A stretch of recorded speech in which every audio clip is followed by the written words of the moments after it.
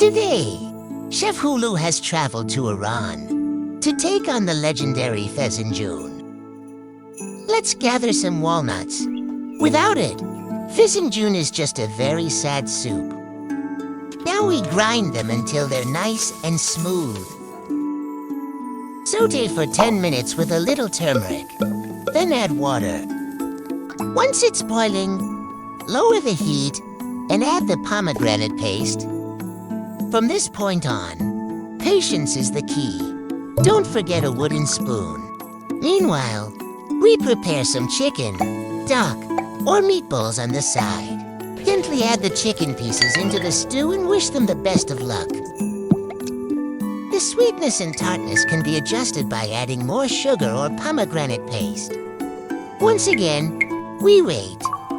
After a long simmer, the walnut oil slowly starts rising to the surface. While the stew finishes cooking, we prepare a mountain of rice. Then the rice and Fesenjan come together in one delicious historic alliance.